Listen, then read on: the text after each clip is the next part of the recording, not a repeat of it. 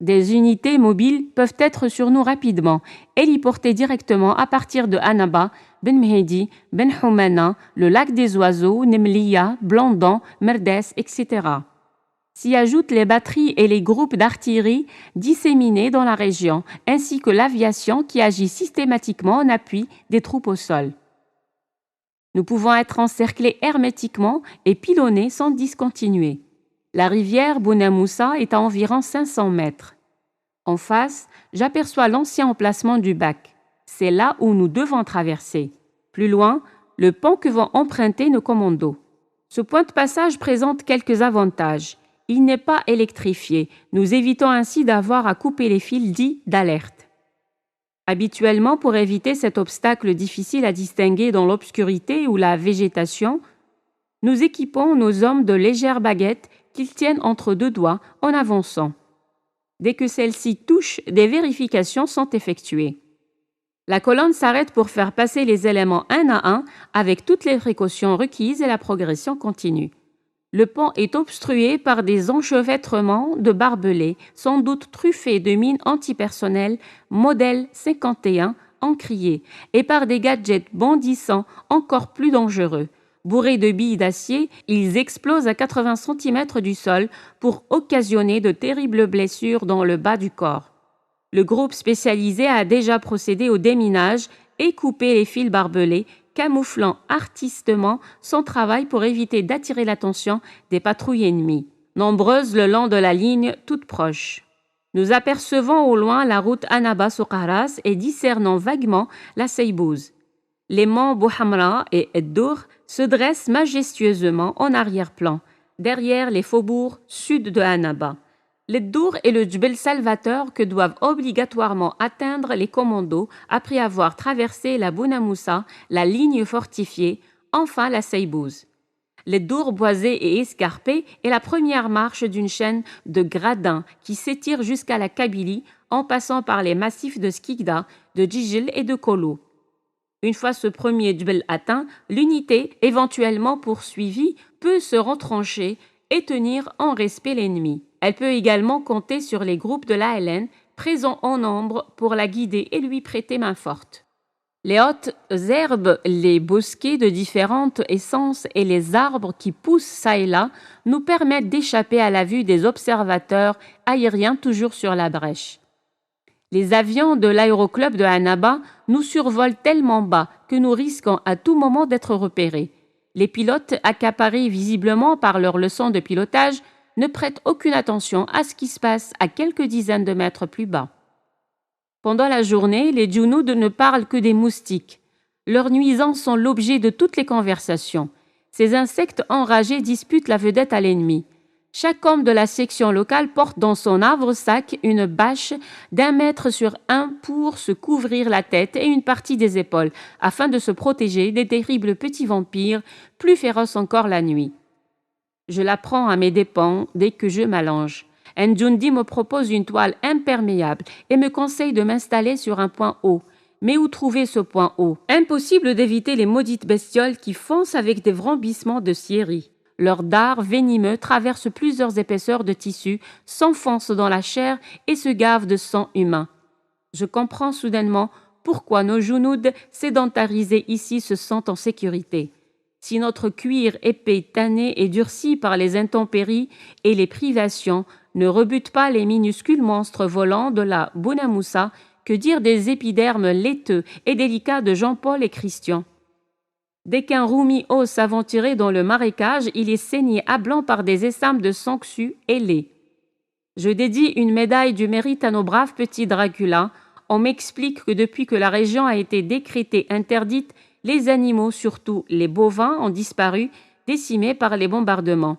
N'ayant plus que les humains pour assouvir leur soif de sang, ils s'en donnent à cœur joie. Pendant nos déplacements jusqu'à la Bouna Moussa, la bien nommée, nous faisons des haltes pour resserrer les fils.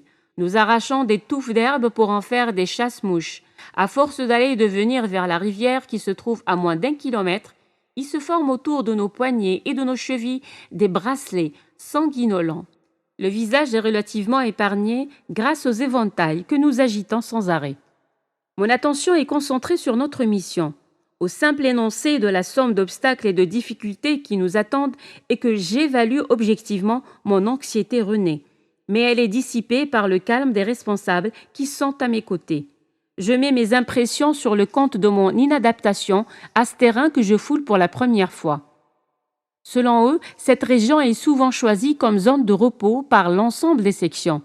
L'endroit marécageux est un handicap pour des éléments motorisés. L'ennemi ne peut s'y risquer qu'en y fourvoyant dangereusement son infanterie. Chaque fois qu'il a tenté de le faire, il a été copieusement étrillé. Malgré tout, je persiste à penser que le lieu ne se prête guère au passage d'unités relativement importantes et en plus lourdement chargées. Si j'avais pu visiter ce site avant, je ne l'aurais jamais choisi. Les monts d'Ibn Salah et des Ouled Bishih, au nord immédiat de Souqaras, dans la zone 2 de Abdelrahman Ben Salem, auraient été plus indiqués en l'occurrence. Nous venons de vivre une journée entière dans le secteur d'attente. Le soir, avant d'aller dormir, je fais le tour des groupes. Les hommes de Hidouche paraissent plus reposés et apparemment contents d'être au contact du premier et principal obstacle sur leur longue route. La suite du parcours ne semble pas les inquiéter outre mesure parce que la majorité d'entre eux a déjà suivi le même chemin vers la Tunisie. Les relations entre nous sont devenues plus conviviales.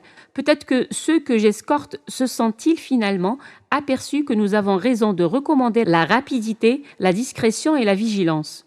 Je profite des bonnes dispositions qu'ils affichent pour insister sur les précautions à respecter pour nous éviter toute mauvaise surprise.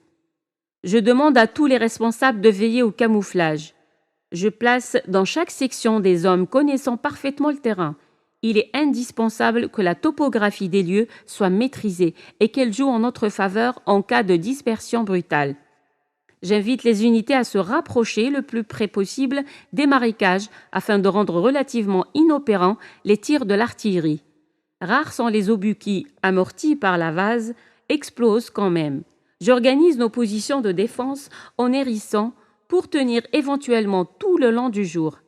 La sentinelle, postée sur le point le plus haut de la côte 43, ne pouvant pas déceler des détails révélateurs dans l'obscurité de la nuit, le chef du groupe spécial part en reconnaissance à la tête de quelques hommes vers le pont, objet de notre intérêt. Il s'agit de vérifier si l'ennemi a suspecté ce que nous préparons. Le froid de l'aube me sort de ma léthargie.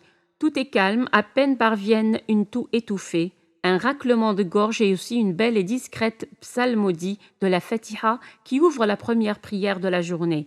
Des moudjahidines tournés vers l'est rendent le dû d'Allah.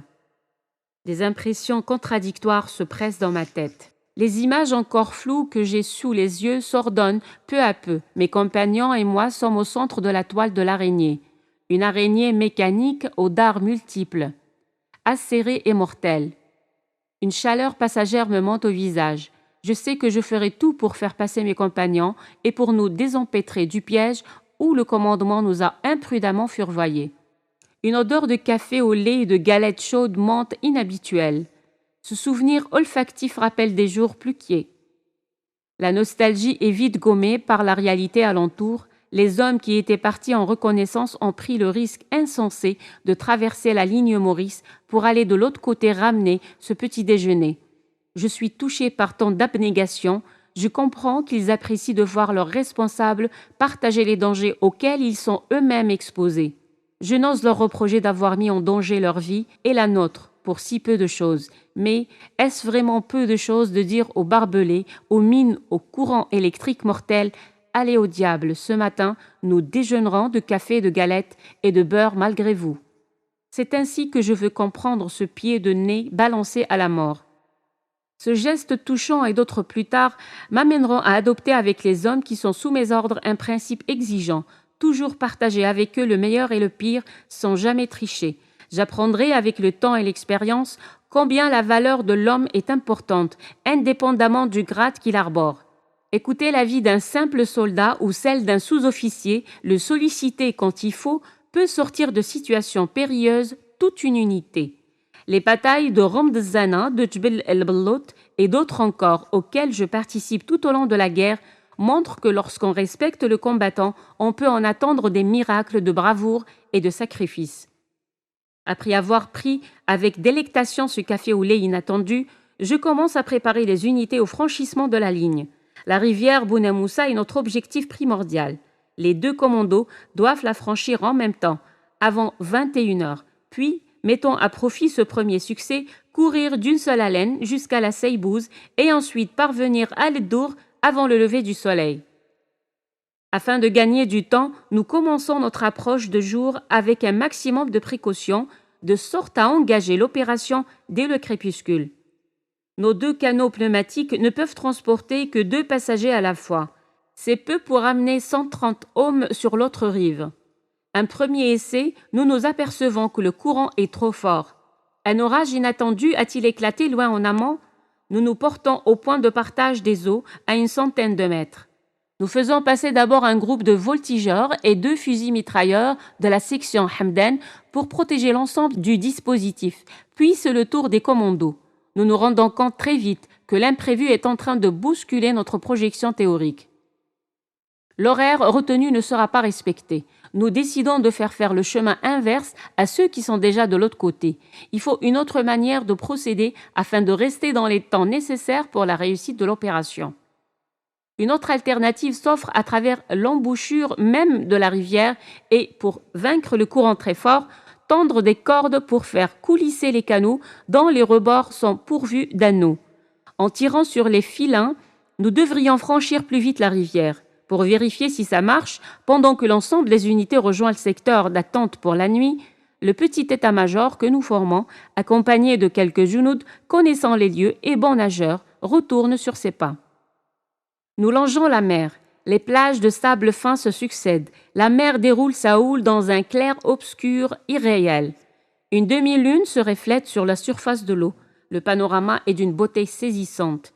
Les hommes vont et viennent. Leur silhouette évoque celle de contrebandiers s'affairant sous le manteau de la nuit. Le travail qui nous attend nous ramène vite à la réalité. Nous ne sommes pas en train de tourner un film d'aventure. Nous sommes des combattants que la mort peut surprendre à chaque instant. Les essais sont désastreux. Le nombre des hommes embarqués a vite raison du minuscule esquif en caoutchouc. Des djunouds bons nageurs sautent à l'eau, accrochés au canot. Ils reviennent tout doucement vers la berge, prenant le dessus sur le courant qui tente de les entraîner vers le large. Nous pestons à l'unisson. Nous avons été mis, tous autant que nous sommes, devant plusieurs faits accomplis. On ne demande pas à des soldats ramollis et fourbus d'entreprendre un fantastique périple à travers un pays quadrillé et contrôlé par une armée sur le pied de guerre sans les avoir d'abord mis en bonne condition physique. On ne fixe pas une zone de passage à quelques centaines de mètres de la mer, d'où l'artillerie embarquée peut faire feu presque à bout touchant et d'où peuvent surgir en un clin d'œil des forces considérables sans aucune possibilité pour nous de les maintenir à distance respectable. Qui a calculé l'adéquation du rapport entre la distance à parcourir, le poids et le volume du barda? Qui enfin a choisi les guides qui doivent mener Hidouche jusqu'au gué de la Seybouze et ensuite jusqu'à l'Eddour? Sur quels critères de connaissance réelle du terrain? Sur quelle garantie de courage, de solidité psychique et d'engagement patriotique? La situation dans laquelle nous avons été mis illustre tragiquement la contradiction fondamentale entre la réalité et les projections théoriques d'un lointain commandement concoctant des scénarios dans la quiétude d'un bureau. Le dilettantisme de ceux qui ont organisé la mission de Hidouche saute aux yeux. Mais qui pouvait dire aux responsables « vous faites tout faux » Même lorsque nous sommes sûrs de laisser nos vies dans les champs de mines ou sous un déluge d'obus, nous restons silencieux et stoïques. Nous n'incriminons jamais l'ONIDAM, à peine, pas de chance.